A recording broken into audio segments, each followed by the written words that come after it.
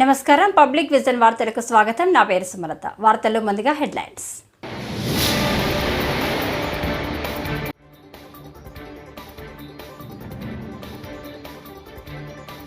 ఘనంగా సింహాచలం గిరి ప్రదక్షిణ మహోత్సవం. భక్తులు భారీగా ప్రదక్షిణ తరలివచ్చారు.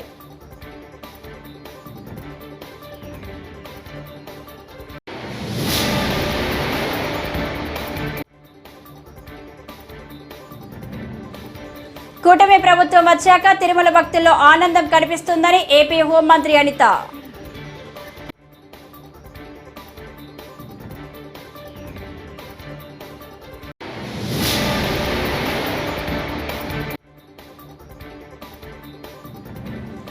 అసెంబ్లీ ఎగ్గొట్టేందుకే జగన్ ఢిల్లీలో ధర్నా అంటున్నారు. నాగబాబు విమర్శనాస్త్రాలు.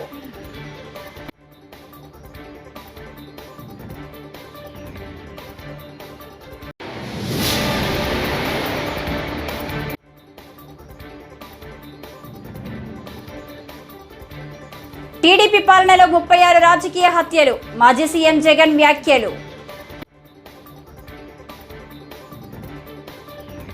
ఇక డీటెయిల్స్ చూస్తే, కూటమి ప్రభుత్వం వచ్చాక తిరుమల భక్తుల్లో ఆనందం కనిపిస్తుందని ఏపీ హోంమంత్రి అనిత అన్నారు. గతంలో కంటే ఇప్పుడు కొండపై సౌకర్యాలు బాగున్నాయని భక్తులు చెబుతున్నారని మంత్రి తెలిపారు. శనివారం వీఐపీ ప్రారంభ విరామ దర్శన సమయంలో కుటుంబ సభ్యులతో కలిసి అనిత తిరుమల శ్రీవారిని దర్శించుకున్నారు. తీతీదే ఆలయ అధికారులు ఆమెకు స్వాగతం పలికి దర్శన ఏర్పాట్లు చేశారు. దర్శన అనంతరం పండితులు ఆశీర్వచనం చేసి స్వామివారి తీర్థ ప్రసాదాలను అందజేశారు.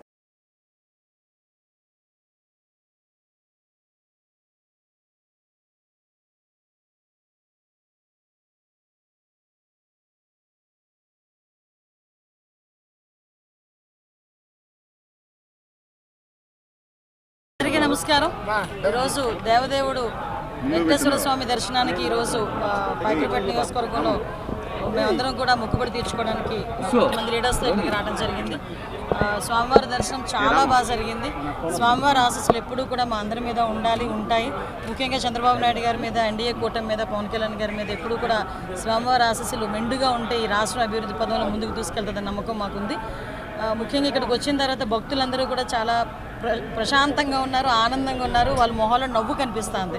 చాలామంది భక్తులు అయితే నా దగ్గరికి వచ్చి నన్ను పట్టుకొని మాట్లాడుతున్నారు. అమ్మ, ఇంతకు ముందు మీద ఏర్పాట్లు చాలా బాగున్నాయి, నాణ్యత ఉంది, అన్నప్రసాదంలో కానీ ప్రసాదంలో కానీ అన్నింటిలో, లడ్డూలో కానీ అన్నింటిలోని కూడా నాణ్యత ఉంది, శుభ్రంగా ఉంది. మేము ప్రశాంతంగా వచ్చి ఆ దేవదేవుని దర్శనం చేసుకుని వెళ్తున్నామని చెప్పి చాలా బాగా మమ్మల్ని అందరినీ రిసీవ్ చేసుకోవడమే కాకుండా వాళ్ళు చెప్తా ఉంటే నిజంగా చాలా ఆనందం అనిపిస్తుంది. ఇదే ఆనందం ప్రతి భక్తుల్లోని కూడా ఎల్లకాలం ఉండాలని మనస్ఫూర్తిగా నేను కోరుకుంటున్నాను. శ్రీ వరాహలక్ష్మి నరసింహస్వామి కొలువైన విశాఖ జిల్లా సింహాచలం క్షేత్రంలో గిరి ప్రదక్షిణ మహోత్సవం వైభవోపేతంగా ప్రారంభమైంది. ఏటా ఆషాఢ పౌర్ణమిని పురస్కరించుకుని చతుర్దశి నాడు లక్షల మంది భక్తులు సింహాచల పుణ్యక్షేత్రానికి వస్తారు. ఈ క్రమంలో శనివారం సాయంత్రం కొండ దిగువన తొలి పావంచ వద్ద నుంచి అప్పన్నస్వామి పుష్పరథం గిరి ప్రదక్షిణకు బయలుదేరింది. గిరి ప్రదక్షిణకు భక్తులు భారీగా తరలివచ్చారు.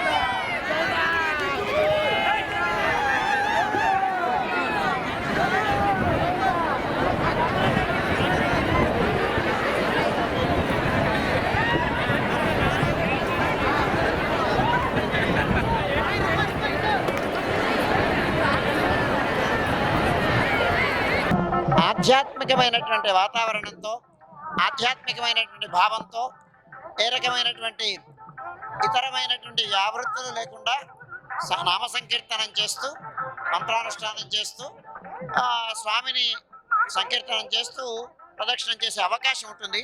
ఈ అవకాశాన్ని భక్తులందరూ వినియోగించుకోండి. ఈ స్వామివారి యొక్క నమూనా రథంతో పాటు మీరు కూడా తిరిగినట్టయితే స్వామితో పాటు కూడి స్వామిని సంకీర్తనం చేస్తూ ఆధ్యాత్మికమైనటువంటి సౌరభాలతో స్వామిని అర్చించిన వాళ్ళం అవుతాం. ఈ ప్రదక్షిణం వలన ముఖ్యంగా సంతానార్థులైనటువంటి వాళ్ళకి సత్సంతానం లభిస్తుంది. అలాగే చతుర్విధ పురుషార్థాలు లభిస్తాయని మనకు విశ్వాసం. అంచేత సింహగిరి ప్రదక్షిణ చేయండి. 3 మార్లు ఈ ప్రదక్షిణం చేస్తే, గిరి ప్రదక్షిణ చేస్తే ఒక భూ ప్రదక్షిణ ఫలం లభిస్తుందని పెద్దల మాట. అందుచేత స్వామి యొక్క అనుగ్రహానికి పాత్రం కండి. ఆధ్యాత్మికమైనటువంటి నామ సంకీర్తనంతో ఈ వాతావరణం అంతా ఇనుమడించేటట్టుగా మీరందరూ దానికి ఉద్యుక్తులయ్యి స్వామి యొక్క అనుగ్రహానికి పాత్రం కండి. వైసీపీ అధినేత జగన్ నిన్న వినుకొండలో చేసిన వ్యాఖ్యలపై జనసేన పార్టీ ప్రధాన కార్యదర్శి నాగబాబు స్పందించారు. రషీద్ హత్య, ఇతర ఘటనలతో ఏపీలో శాంతి భద్రతలు దారుణంగా క్షీణించాయని, ఈ సంగతి దేశమంతా తెలియజేసేందుకే తాము ఈ నెల 24న ఢిల్లీలో ధర్నా చేపడుతున్నామని జగన్ ప్రకటించడాన్ని నాగబాబు తప్పుపట్టారు. ఈ నెల 22 నుంచి అసెంబ్లీ సమావేశాలు జరగనుండగా ఆ సమావేశాలు ఎగ్గొట్టేందుకే జగన్ ఢిల్లీలో ధర్నా అంటున్నారని విమర్శించారు. మీరు ఫస్ట్ పాయింట్, వైసీపీ నేత జగన్మోహన్ రెడ్డి గారికి మర్యాదపూర్వకంగా చెప్పేది ఏంటంటే, ఇంతకాలం మీరు శవరాజకీయాలు చేసే ఎంత దూరం వచ్చారు. జనాలు మీరు చెప్పే మాటల్ని నమ్మటం ఎప్పుడో మానేశారు. ఖచ్చితంగా ఈ హత్యకి సంబంధించి మేము కూడా ఖండిస్తున్నాం.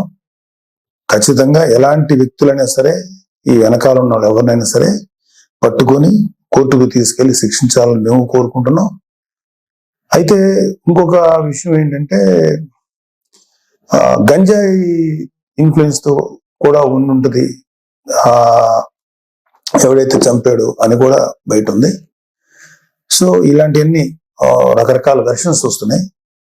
సో మీరు అర్జెంటుగా వినుకొండొచ్చి ఆ చనిపోయిన కుర్రవాడికి ఒక పార్టీ నాయకుడుగా మీ సానుభూతి తెలపడం అనేది మాకు ఎటువంటి అబ్జెక్షన్ లేదు, మంచిది కూడా తెలుపుతాం.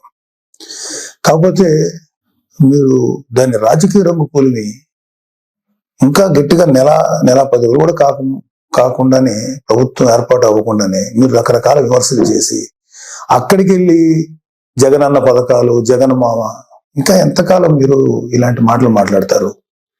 అధికారం ఉన్నప్పుడు నటించారు, అధికారం పోయినప్పుడు నటిస్తున్నారు. నటనల మీద పరిపాలన సాగదు.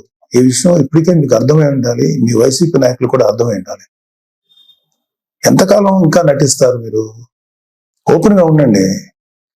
2019లో మీకు అద్భుతమైనటువంటి తీర్పు ఇచ్చారు ప్రజలు మీకోసం. దాన్ని మీరు అత్యంత దారుణంగా, దుర్మార్గంగా ఉపయోగించుకొని ప్రజల నెత్తి మీద కాలు పెట్టి తొక్కారు. ప్రజల్ని హింసించి వదిలేరు మీరు. మీ పరిపాలనలో సామాన్యుడు సైతం భయపడ్డాడు. బంగాళాఖాతంలో ఏర్పడిన వాయుగుండం కారణంగా ఉత్తర కోస్తా జిల్లాల్లో భారీ వర్షాలు కురుస్తున్నాయి. నదులు, వాగులు ఉప్పొంగుతున్నాయి. రాగల 24 గంటల్లో ఉత్తర కోస్తా జిల్లాల్లో భారీ నుంచి అతి భారీ వర్షాలు కురుస్తాయని వాతావరణ సంస్థ ప్రకటించింది. ఇవాళ కూడా ఉత్తరాంధ్రలోని పలు ప్రాంతాలను భారీ వర్షాలు అతలాకుతలం చేశాయి. ఎగువన కూడా వర్షాలు కురుస్తుండటంతో శబరి నదితో పాటు పలు వాగులు పొంగి ప్రవహిస్తున్నాయి. ఏపీ, ఒడిశా మధ్య ఉన్న 316 జాతీయ రహదారిపై పలుచోట్ల గన్లు పడ్డాయి. చింతూరు, కల్లేరు గ్రామాల మధ్య గన్లు పడడంతో ఏపీ, ఒడిశా మధ్య రాకపోకలు నిలిచిపోయాయి. భారీ వర్షాల నేపథ్యంలో ఏపీ మంత్రులు అచ్చెన్నాయుడు, అనిత అధికారులను అప్రమత్తం చేశారు.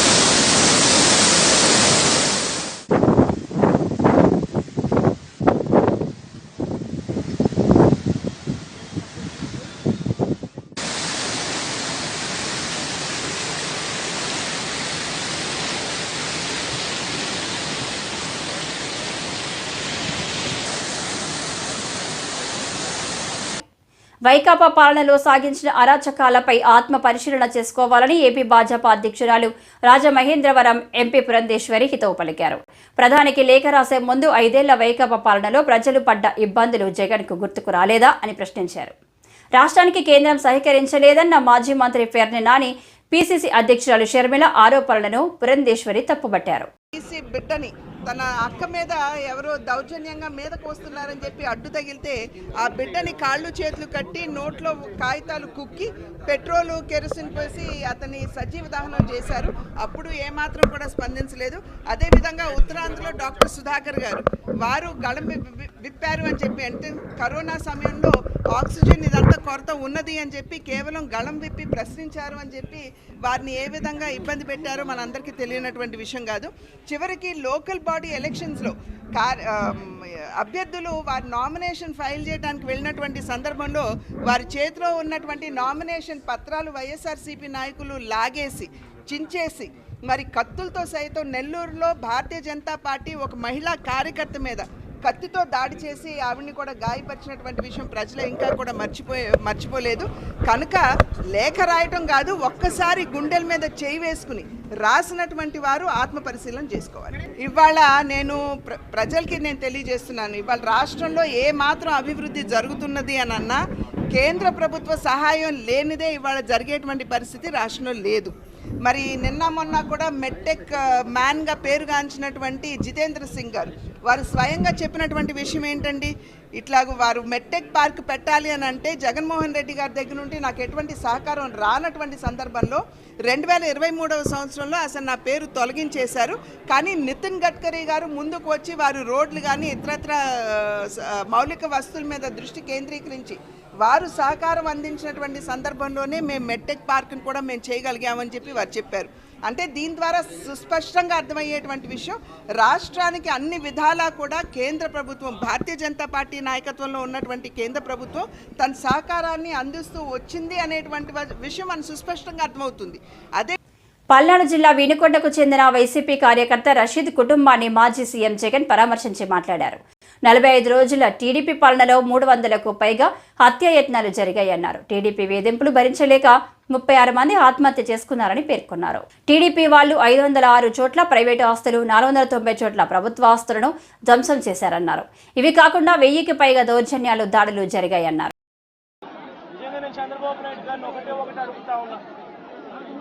ఈ 45 రోజుల పాలనలో ఏకంగా 31 రాజకీయ హత్యలు జరిగాయి. 31 కూడా కాదు, ఇక్కడికి రాకముందు మా వాళ్ళు నాకు చెప్పిన సంఖ్య 36. 45 రోజుల్లో దాదాపుగా 36 రాజకీయ హత్యలు, 300కు పైగా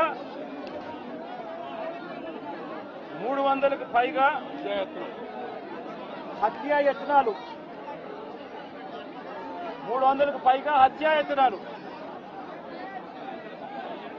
తెలుగుదేశం పార్టీ వాళ్ళ వేధింపులు భరించలేక 35 మంది ఆత్మహత్యలు చేసుకున్న పరిస్థితులు రాష్ట్రంలో ఉన్నాయి.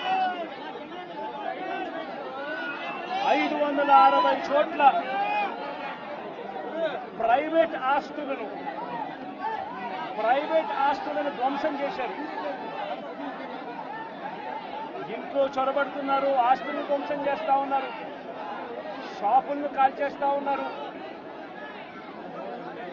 వైఎస్ఆర్సీపీ సానుభూతి పరుల చీనీ చెట్లను నరికేస్తూ ఉన్నారు. ఇటువంటి ప్రైవేట్ ఆస్తులు 560 చోట్ల ప్రైవేట్ ఆస్తులను ధ్వంసం చేశారు. 400 చోట్ల 490 చోట్ల. మాజీ సీఎం జగన్మోహన్ రెడ్డికి పిచ్చి ముదిరి పరాకాష్ఠకు చేరిందని రాయదుర్గం ఎమ్మెల్యే కాల్వ శ్రీనివాసులు ఎద్దేవా చేశారు. రాయదుర్గం పట్టణంలో ఆర్ఎండ్బి అతిథి గృహంలో శనివారం మీడియాతో మాట్లాడారు. రషీద్ హత్యను మాజీ సీఎం జగన్ రాజకీయాలకు ఉపయోగించుకునేలా కుట్రలు పన్నుతున్నారన్నారు. రషీద్ హత్య తమ ప్రభుత్వానికి ఎటువంటి ప్రమేయం లేదన్నారు. పరిపాలనకు అర్హత లేని వ్యక్తి జగన్ అని అన్నారు. పరిపాలన ప్రారంభమై నెలన్నర గడవక ముందే వైసీపీ అధ్యక్షుడు జగన్మోహన్ రెడ్డి నానా యాగి చేస్తుండడం చూస్తుంటే పాకాన పడినది అని అనిపిస్తూ ఉంది. జనం ఇచ్చిన కోల్పోలేని తేరుకోలేని జగన్మోహన్ రెడ్డి ప్రభుత్వం పైన అవాండాలు వేస్తూ ఉన్నాడు. శాంతి భద్రతల సమస్య ఉందని ఒక అసత్య ప్రచారాన్ని జనంలోకి బలంగా తీసుకెళ్లే కుట్రలకు తెరదీశాడు. నేను ఒకటే అడుగుతా ఉన్నా, జగన్మోహన్ రెడ్డి పరిపాలనలో వందల మంది టీడీపీ నాయకులను, ప్రజలను, మేధావులను, ముఖ్యంగా దళితులను, మైనార్టీలను, బీసీలను వైసీపీ గుండాలు ఊచకోత కోశారు. ఏ ఒక్కరోజైనా శాంతి భద్రతల గురించి ముఖ్యమంత్రి హోదాలో జగన్మోహన్ రెడ్డి మాట్లాడా అని నేను అడుగుతా ఉన్నా. దళిత మేధావి డాక్టర్ సుధాకర్ని జగన్ ప్రభుత్వం బలి తీసుకుంది అన్నాడు. మరి ఎందుకు స్పందించలేదు? ఒక చంద్రయ్య దారుణ హత్య కానీ. గూడూరులో ఇంటర్ విద్యార్థినిపై రౌడీ షీటర్ వినయ్ కుమార్ హత్యాచారం చేశాడు. మనస్తాపానికి గురైన విద్యార్థిని ఆత్మహత్య యత్నానికి పాల్పడింది. విద్యార్థిని నుండి పోలీసులు సమాచారం సేకరించారు. వన్ టౌన్లో డీఎస్పీ సూర్యనారాయణ రెడ్డి విలేకరులతో మాట్లాడారు. నిందితుడు ఇంటర్ విద్యార్థిని బెదిరించి ఆటోలో గాంధీనగర్కు తీసుకువెళ్లి అత్యాచారానికి పాల్పడ్డాడని తెలిపారు. ఉన్నతాధికారుల ఆదేశాలతో కేసు నమోదు చేశామన్నారు.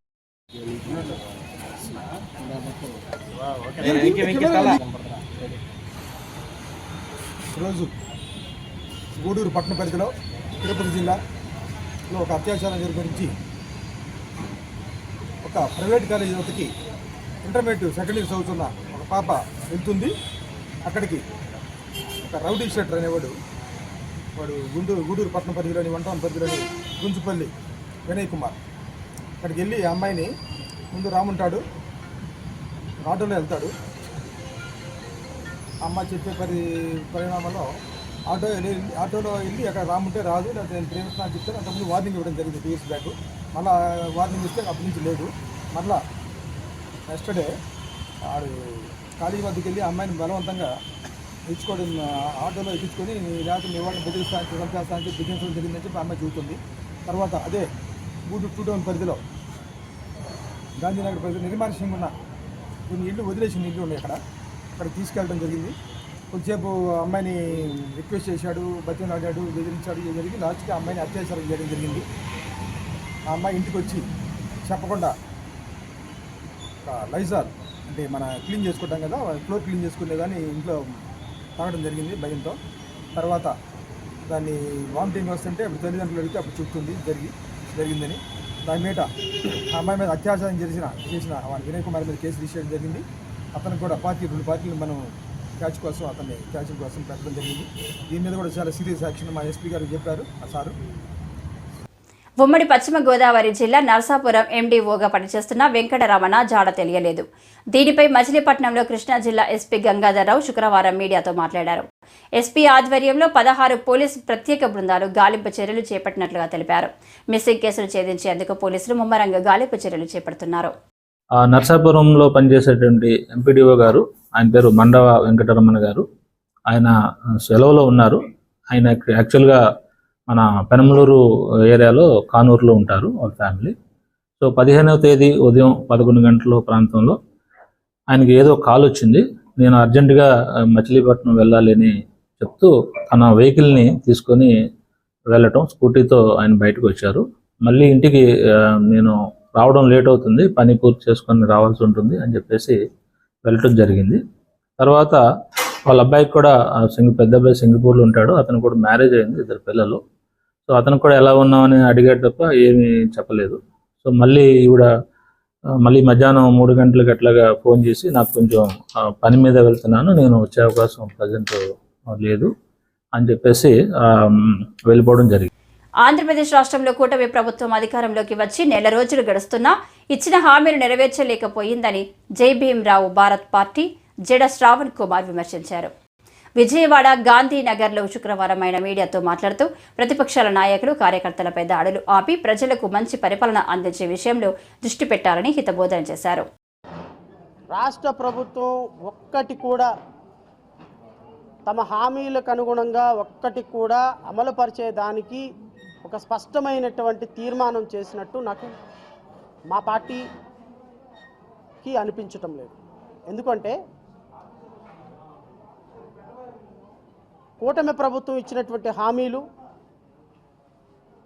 కూటమి ప్రభుత్వం ప్రజలకు చేస్తానన్నటువంటి సంక్షేమ పథకాలు, ఎస్సీ ఎస్టీలకు ఇచ్చినటువంటి రద్దు చేసినటువంటి 27 పథకాలు మళ్ళీ రిస్టోర్ చేస్తానన్న విషయంలో కానీ, లేకపోతే బాధితులుగా ఉన్నటువంటి 1082 మంది మీద బ్రూటల్ ఇన్సిడెంట్స్ జరిగినటువంటి వారి మీద ఒక స్పెషల్ ట్రిబ్యునల్ వేసి ఆ ట్రిబ్యునల్ ద్వారా బాధితులందరికీ న్యాయం చేస్తానన్న హామీ కానీ, మిగతా ఏ అంశాలు కూడా ప్రభుత్వం స్పష్టంగా వారు ఇచ్చిన హామీల మీద నిలబడే అవకాశం ఆలోచన చేయటం లేదు. కాబట్టి జై భీమ్రావ్ భారత్ పార్టీ స్పష్టంగా ఈ కూటమి ప్రభుత్వాన్ని డిమాండ్ చేస్తుంది. మీరు ఇచ్చినటువంటి హామీలు ఏది కూడా డీవియేట్ అయినా ఖచ్చితంగా ప్రజల తరపున మేము ప్రశ్నిస్తాం. తల్లికి వందనం పేరిట ప్రతి తల్లికి డబ్బులు ఇస్తామని చెప్తున్నారు, కానీ ప్రతి బిడ్డ.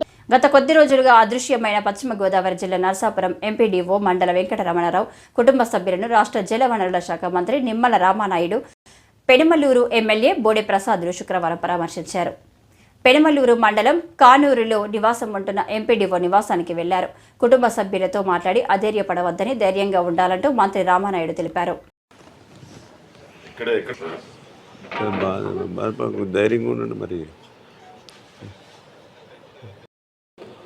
కొంచెం ధైర్యంగా ఉండండి అమ్మా. మరి అది మాకే కొంచెం చాలా ఆశ్చర్యంగా అట్లుగా ఉంది. ఇప్పుడు ఇందాక కూడా మళ్ళీ కలెక్టర్ గారు ఎస్పీ గారు కూడా మాట్లాడారు. ఇందాక ఎస్పీ చూస్తున్నారు, అది వెళ్ళి రిస్క్ టీమ్స్ అన్నీ పెట్టి పర్ఫెక్ట్గా చేస్తున్నారు. కానీ ఎంపీడీఓ గారి మిస్సింగ్ కేసు ఉంది కదా, అదే ఇప్పుడు మార్నింగ్ మళ్ళీ మా వెస్ట్ గోదావరి ఎస్పీతో మాట్లాడాము, మా కలెక్టర్ గారితో మాట్లాడాము. అంటే ఆ ఇన్వెస్టిగేషన్ వాళ్ళ పార్ట్ ఏంటంటే అతను ఏంటి ఇంతకుముందు ఏం జరిగింది ఏంటంటే వాళ్ళు చూస్తూ ఉన్నారు. కానీ ఇక్కడ ఈ రిస్క్ ఆపరేషన్ అంతా మీరు టేకప్ చేస్తున్నారు కదా, ఆల్రెడీ 4 days అవుతుంది. కాబట్టి కొంచెం దీన్ని కొంచెం సీరియస్గానే కొద్దిగా టేకప్ చేసి కొంచెం ఆన్సర్ వచ్చేలా చూడండి. కొద్దిగా కొద్దిగా మేజర్ ఎఫెక్ట్ పెట్టి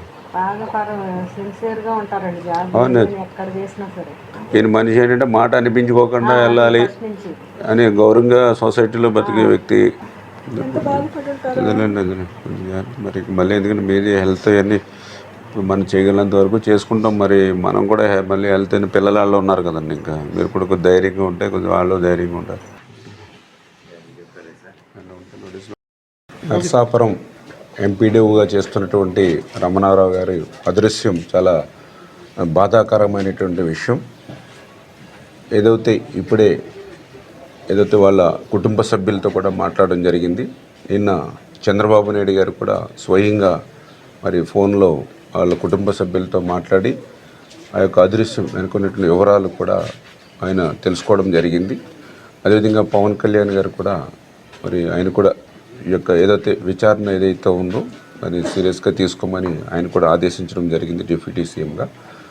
ఈ రకంగా ప్రభుత్వం అయితే ఈ రమణారావు గారి అదృశ్యం మీద వెంటనే ఏదైతే అటు కలెక్టర్లు కానీ ఇటు టీడీపీ అధికారంలోకి వచ్చిన 50 రోజుల్లో చంద్రగిరి నియోజకవర్గంలో 34 మంది వైసీపీ నేతలపై భౌతిక దాడులు చేసి ఆస్తులు ధ్వంసం చేయడం దారుణమని చంద్రగిరి మాజీ ఎమ్మెల్యే చెవిరెడ్డి భాస్కర్ రెడ్డి ఆరోపించారు. శుక్రవారం తిరుచానూరులోని ఓ ప్రైవేటు హోటల్లో ఎన్నికల కౌంటింగ్ అనంతరం జరిగిన దాడులపై చెవిరెడ్డి పవర్ పాయింట్ ప్రెజెంటేషన్ ద్వారా వివరించారు. అర్ధరాత్రుల్లో ముసుగులు వేసుకొచ్చి వైసీపీ నేతలను కొట్టడం దారుణమన్నారు. ఈరోజు చెప్తున్నా, ఎంతమందిని కొడతారో కొట్టండి, ఎంతమంది దాడి చేస్తారో కొట్టండి. వడ్డీతో పాటు చెల్లిస్తాడు భాస్కర్ రెడ్డి.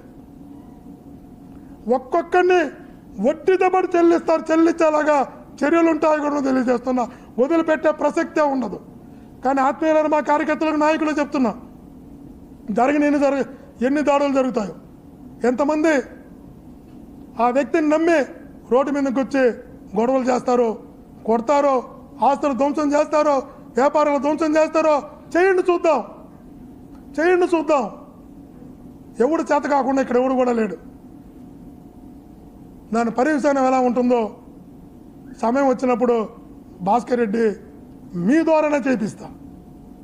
మీ ద్వారా ఎవడైతే ఎవరో దెబ్బలు తిన్నారో ఆ దెబ్బలు తినే వ్యక్తే గౌరవంగా తలెత్తుకుని వాళ్ళ ఇంటి దగ్గరికి వెళ్ళి చర్యక ప్రతిచర్య, దెబ్బతిన్న వ్యక్తే, అన్యాయం జరిగిన వ్యక్తే, అన్యాయం కాబట్టే వ్యక్తే రేపు యాక్ట్ చేసేలాగా అండగా నిలుస్తా. ఆ ఊరిపై నేనే నిలబడుకుంటా. భయపడాల్సిన అవసరం లేదు ఎవడు కూడా. ఈ వార్తలు ఇంతటితో సమాప్తం. నమస్కారం.